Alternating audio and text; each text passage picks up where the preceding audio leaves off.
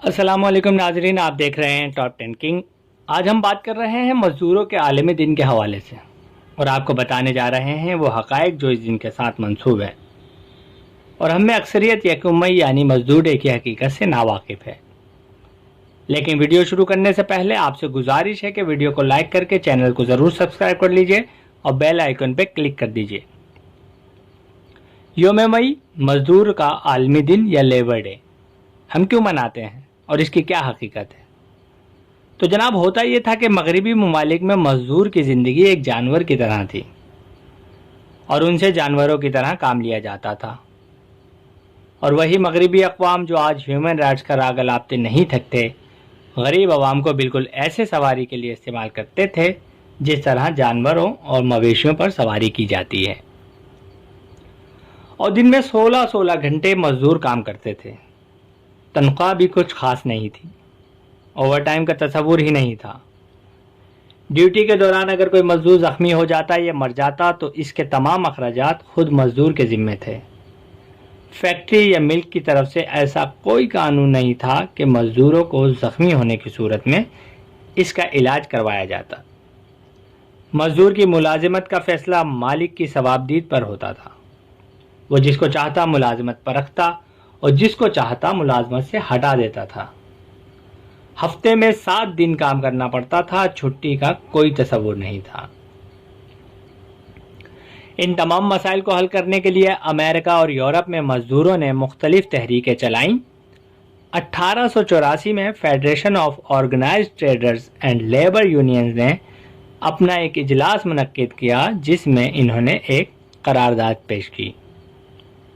قرارداد میں کچھ مطالبے رکھے گئے، جن میں سب سے اہم مطالبہ یہ تھا کہ مزدوروں کے اوقات کار کو 16 گھنٹوں سے کم کر کے 8 گھنٹے کیا جائے۔ مزدوروں کا کہنا تھا کہ 8 گھنٹے کام کے لیے، 8 گھنٹے آرام کے لیے اور 8 گھنٹے ہماری مرضی کے۔ یہ مطالبہ یکم مئی سے لاگو کرنے کی تجویز پیش کی گئی۔ اس دن امریکہ کے محنت کشوں نے مکمل ہڑتال کی۔ 3 مئی کو اس سلسلے میں شکاگو میں منعقد مزدوروں کے احتجاجی جلسے پر حملہ ہوا جس میں 4 مزدور ہلاک ہوئے۔ اس بربریت کے خلاف محنت کش احتجاجی مظاہرے کے لیے ہے مارکیٹ اسکوائر میں جمع ہوئے۔ پولیس نے مظاہرہ روکنے کے لیے محنت کشوں پر تشدد کیا۔ اسی دوران بم دھماکے میں ایک پولیس افسر ہلاک ہوا تو پولیس نے مظاہرین پر گولیوں کی بوچھاڑ کر دی، جس کے نتیجے میں بے شمار مزدور ہلاک ہوئے اور درجنوں کی تعداد میں زخمی۔ اس موقع پر سرمایہ داروں نے مزدور رہنماؤں کو گرفتار کر کے پھانسیاں دیں۔ ان میں Albert Parsons, August spies, Adolph Fischer اور جارج اینجل شامل تھے۔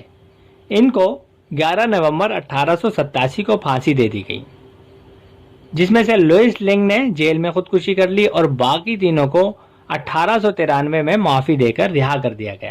حالانکہ ان کے خلاف کوئی ثبوت نہیں تھا کہ وہ اس واقعے میں ملوث ہیں۔ انہوں نے مزدور تحریک کے لیے جان دے کر سرمایہ دارانہ نظام کا انصاف اور بربریت واضح کر دی۔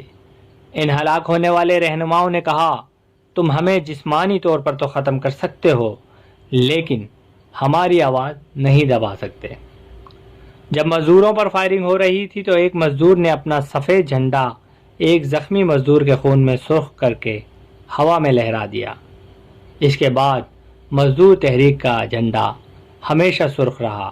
1889 میں ریمنڈ لیون کی تجویز پر یکم مئی 1890 کو یوم مئی کے طور پر منانے کا اعلان کیا گیا۔ اس دن کی تقریبات بہت کامیاب رہیں۔ اس کے بعد یہ دن عالمی میں یوم مزدور کے طور پر منایا جانے لگا، سوائے امریکہ، کینیڈا اور جنوبی افریقہ کے۔ لیکن بعد ازاں ان ممالک میں بھی لیبر ڈے منایا جانے لگا، اور اس کے بعد مزدور طبقے کی عالمی تحریک بڑی تیزی سے پھیلی اور 40-50 سالوں میں دنیا کی تقریباً نصف آبادی پر مزدور طبقے کا انقلابی سرخ رنگ کا پرچم لہرانے لگا، اور آج یہ دن پوری دنیا میں منایا جاتا ہے۔ دراصل یہ دن مغربی ممالک کے سرمایہ دارانہ نظام کے ظلم کی وہ داستان ہے جو انہوں نے محنت کشوں پر کی ہے، اور ان کے حقوق دبانے کی بہت کوشش کی، لیکن وہ اپنے ظلم کو نہ چھپا سکے اور بالآخر مزدوروں کے حقوق کے لیے یہ دن منایا جانے لگا۔ لہٰذا یہاں ہمیں ماننا پڑے گا کہ اسلام ایک مکمل ضابطہ حیات ہے، اور اس ضابطہ حیات میں تو اس حد تک حکم دیا گیا ہے کہ مزدور کو مزدوری اس کے پسینہ خشک ہونے سے پہلے دے دی جائے۔ یعنی ہیومن رائٹس کی اعلیٰ ترین مثال ہمیں اس دین میں ملتی ہے، لیکن ضرورت صرف اس بات کی ہے کہ ان احکامات کو ہم اپنی زندگیوں میں شامل کریں تو ہم دنیا کی مثالی قوم بن سکتے ہیں۔ ناظرین، اگر یہ ویڈیو آپ کو پسند آئی ہے تو اسے لائک کیجئے اور شیئر کیجئے۔ شکریہ۔